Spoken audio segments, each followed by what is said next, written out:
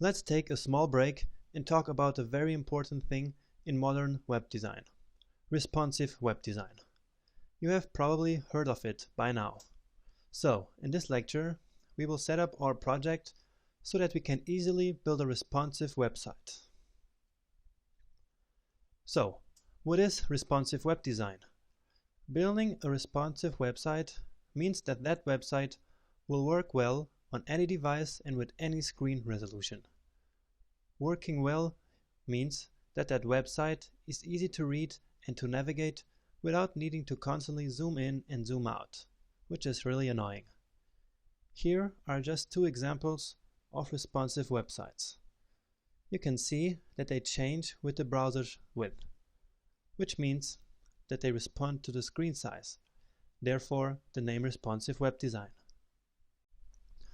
According to Google, 50% of all internet traffic already happens on mobile phones, and this will even increase in the future. In fact, Google recently announced that mobile-friendly websites will be ranked higher on their search results page. So, it's really important to embrace responsive web design right now. So, there are three main ingredients to responsive web design. First is the fluid grid. In a fluid grid, all layout elements are sized in relative units, like percentages, instead of absolute units like pixels.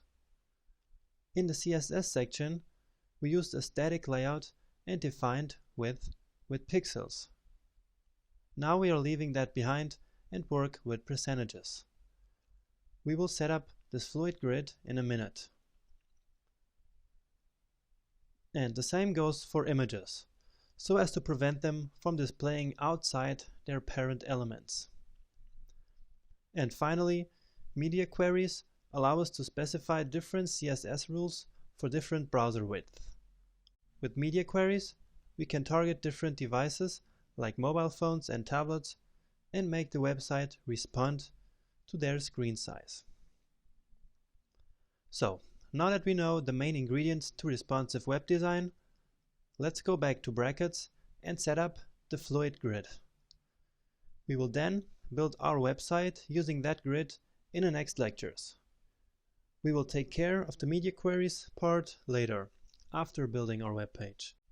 While we build the web page, it's just important that we always use the grid.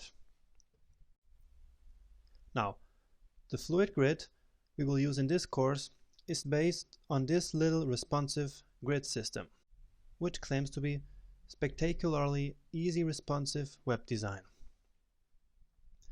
So you can build any layout you can imagine with this fluid grid. I actually made some changes that makes things easier for us and compiled everything in one file. Please go download that file from the lecture description right now. We will come back to this website later so I can show you how that grid works. So I hope you downloaded the file by now. I actually already have it here on my desktop, so I will copy it. And then we put it in the vendors folder, because once again, it's a file that we got from the internet, and then in the CSS folder. And here we go. Alright. So now, back to brackets, let's include that file. I'll do it here. Again, before the style CSS, which is our CSS file. And let me just tell you another trick, which is I can, since I don't want to write all of this again, and instead of copying, which is a little annoying, I can just do duplicate, which is Command D or probably Control D on Windows. So right here, just Command D, and here we go. Because all I want to change now is this file. So I want the grid file. Right. So now the grid file is included in our project. Now let me show you how that grid works. So on this website is a little example. So all our content will be inside columns, as you can see here. And each of these group of columns is a row. So in each row we can have 2 or 3 or 4 or 5, all the way to 12 columns, which all have the same width. And now as for the responsive part, if we resize the browser window, all of them shrink. And that means that they are defined with a relative width, because their width is always relative to the browser window.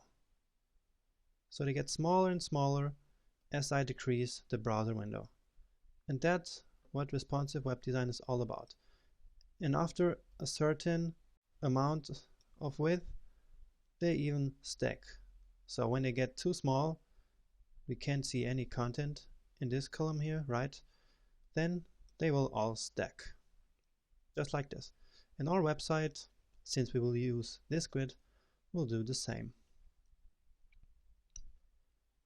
Okay, so let's see the CSS file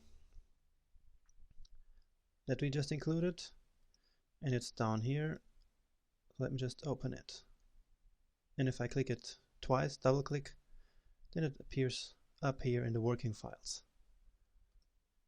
So we have a row and columns, and then different spans, and each of these span will be a column. For example, this span 1 of 2 is just these columns. But don't worry, we will use that in the next lecture, and then you will understand everything, just how this works. Alright, let's get back to our HTML file. And as I said, the content will be in rows. So let's just define the row. I will simply call it row. And what I want for this row is a maximum width of 1140 pixels, just as we used in our previous project. So this is the only value that will have an absolute value in pixels. We will define all other layout margins and paddings in percentages and not in pixels. And now I also want to center this row on the web page, so all our rows will be centered. So do you remember how we did that? We'll just say margin, and then to center a container inside another container, as you remember, we set the left margin to auto and the right margin to auto. And you probably also remember that we can use a shorthand to set margins, just like this: top and right and bottom and left. Alright? But there's an even simpler way of doing this. So let me show you that as well, which is we can say 0 and auto, and then top and bottom will be 0, and left and right will be auto. So let me delete this, and now this row will be centered. We can just try this out. So I'll say div and class will be row.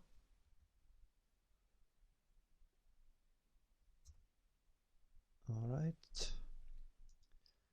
just put this here, and let's see how this looks like. Okay, you see it's perfectly centered. So now we have everything in place, so we can start building the first section of our web page, which will be the header. So don't wait and join me in the next lecture.